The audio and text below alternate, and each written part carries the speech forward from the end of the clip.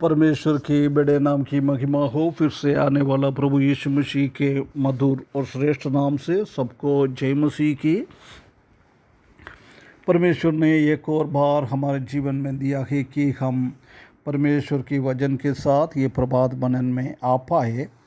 पिछले दिनों में हम निर्गमन की किताब 12वें अध्याय से कुछ बातें मनन करके आ रहा था। उसका 41 पद तक हमने देखा है। आज हम उसका 42 पद से थोड़ा आगे निकलेंगे। 42 पद में लिखा है, निर्गमन की किताब 12वें अध्याय 42 पद, यहोवा इस्राएलियों को मिस्र देश से निकाल लाया है, इस कारण वो रात उसके निमित्त मानने के आदि योग्य है। ये यहोवा की वही रात है जिसका पीढ़ी पीढ़ी में मानना इस्राएलियों के लिए अति आवश्यक है। यहोवा ने इस्राएलियों को मिस्र से बचा लिया है, मिस्र से निकाल दिया है। ये इसके बाद 56 बार बार बोल रहा है, क्योंकि वो हमको हमेशा याद रखना है इस्राएली लोगों को, यहूदी लोगों को, तुम लोगों को कैसे वो तकलीफ़ और परेशानी भरा हुआ अवस्था से परमेश्वर ने बचा लिया है।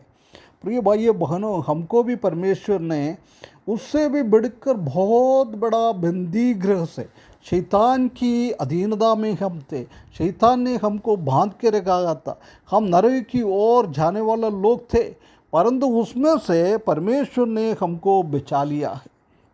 इसलिए हमेशा हमको उसको याद करना। इसी कारण वो याद करते हुए उसी रात को मानना है, क्योंकि वो 14 तारीख को उसने कैसे वो मेमने के लेखू के द्वारा उसको बचाया है, उसको मिस्र से छुटकारा दिया है, निकाल दिया है। वो हमेशा याद करना अति योग्य है, हमेशा हमको वो याद करना है। हमारा प्रभु यीशु मसीह हमारे लिए भी दिया हुआ मेमने की जैसी वो काल्वरी क्रूस पर हमारे लिए त्याग किया है, मरा हुआ है, बलिदान किया है, उसी को हम भी योग्यता के साथ उसको मानना है। ये यहोवा की वही रात है जिसका पीढ़ी पीढ़ी में मानना इस्राएलियों के लिए अति आवश्यक है। देख, उधर अति योग्य है, अभी बोल रहा है अति आवश्यक है। ये सिर्फ वो लोग नहीं, अपना इस्राएली लोगों के बाकी पीढ़ी पीढ़ी भी उसको याद करना है। पहले भी हमने ये बात को याद किया था। ये हमारा कर्तव्य है कि दूसरा पीढ़ियों को ये बोल के जाना है। हम भी प्रभु यीशु मसीह का वो बलिदान को याद करता है, आराधना करता है, जब हम भी ये इस्राएली लोगों के जैसी हमको दूसरों को ये बात को बताना है। 43 पद में, फिर यहोवा ने मूसा और हारून से कहा, पर्व की विधि ये है कि कोई परदेशी उसमें से ना खाए, कोई परदेशी नहीं खाना है, क्योंकि यहूदी लोगों को परमेश्वर ने अलग से किया है। वो खतना के द्वारा उसको अलग किया हुआ लोग है। वो अन्य जाति परदेशियों के साथ मिलजुल नहीं सकता है, परदेशी इन लोगों के साथ भी मिलजुल नहीं सकता है। वो दोनों में एक सेपरेशन हमेशा होना चाहिए। प्रिय भाइयों बहनों, हम भी परमेश्वर ने हमको अपना बेटा बना दिया है, बेटी बना दिया है, इसलिए हमको भी दुनिया से, शैतान से एक अलगापन हमारे जीवन में होना चाहिए। ये हम इधर देख सकते हैं। और 44 पद में हम देख सकते हैं कि पर जो किसी का मोल लिया हुआ दास हो और तुम लोगों ने उसका खतना किया हो, वह तो उसमें से खा सकेगा। ये बहुत क्लियर कट लिखा है। किसी ने तुमने मोल लिया, खरीदा है, पैसा दे के खरीदा है, सिर्फ खरीदा हुआ नहीं है, तुम्हारे जैसी वो लोग भी खतना लिया हुआ है, खतना करा है, तो परमेश्वर की नियमों के साथ जुड़ गया, तो यहूदी लोगों के साथ जुड़ गया, तो उन लोगों को क्या कर सकता है, इसमें से खा सकता है। हमारा भी यही है, प्रभु यीशु मसीह का बलिदान के द्वारा हमारा भी हृदय का खतना, हमारा बाहर का खतना नहीं है। इस्राएली लोगों के, यहूदी लोगों के बीच में बाहर का खतना था, परंतु हमको ऐसा नहीं, हम अंदर का खतना, हृदय की खतना ये किसने किया है, उन लोगों को प्रभु यीशु मसीह के आराधना कर सकता है, प्रभु का यीशु मसीह का मेष में शामिल कर सकता है। ये बपतिस्म का द्वारा प्रभु को हम ऐसी, ये लोग कर रहे, इस्राएली लोग कर रहा है, ऐसी हम भी कर सकता है। और 45 पद में, पर परदेशी और मजदूर उसमें से ना खाए, बाहर का लोग नहीं खा सकता है।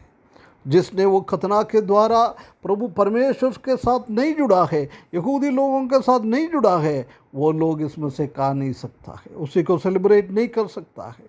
और 46 पद में लिखा है, उसका खाना एक ही घर में हो, अर्थात तुम उसके मांस में से कुछ घर से बाहर ना ले जाना, और बेली पशु की कोई हड्डी ना तोड़ना है। देख, बाहर नहीं जाना है, दुनिया के साथ वो हम मिलजुला नहीं कर सकता है।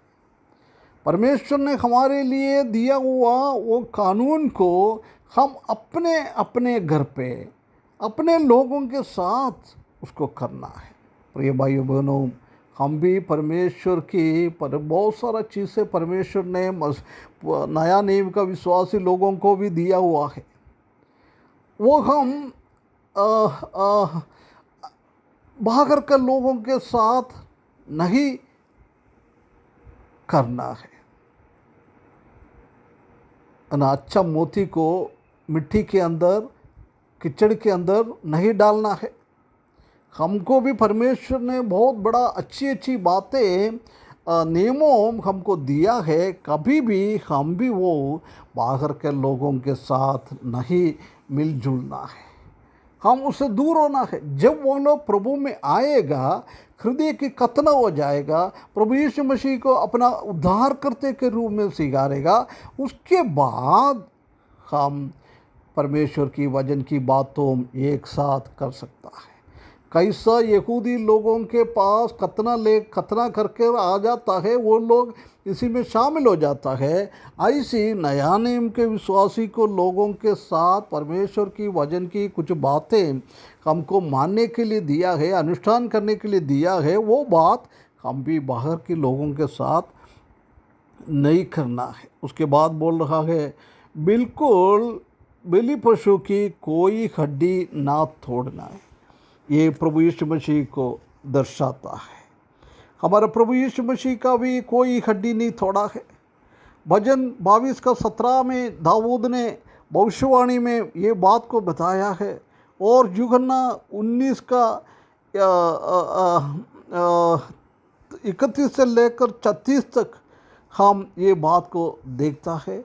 और भजन 34 में भी हम ये बात को देखता है। उधर हम देख सकता है कि क्रूस पर चढ़ाने वाले लोगों को वो अपनी वो हड्डी तोड़ता था।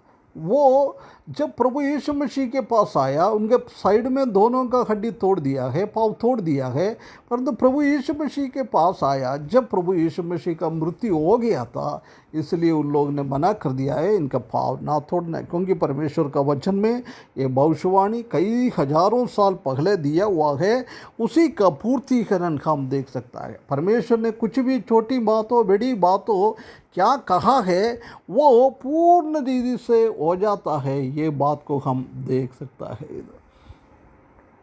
और पर्व का मानना इस्राएल की सारी मंडली का कर्तव्य है, हर एक को ये मानना है, कोई भी इसी में छोड़ नहीं सकता है। उसके बाद बोल रहे हैं कोई परदेशी को इसी में से शामिल होना है, वो क्या करना है, पहले आके पुरुषों सब खतना कराए, उसके बाद इनको माने, उसी के साथ कर सकता है, नहीं ये तो नहीं कर सकता है। ये परमेश्वर का एक ही बात हम इधर लिखा हुआ है।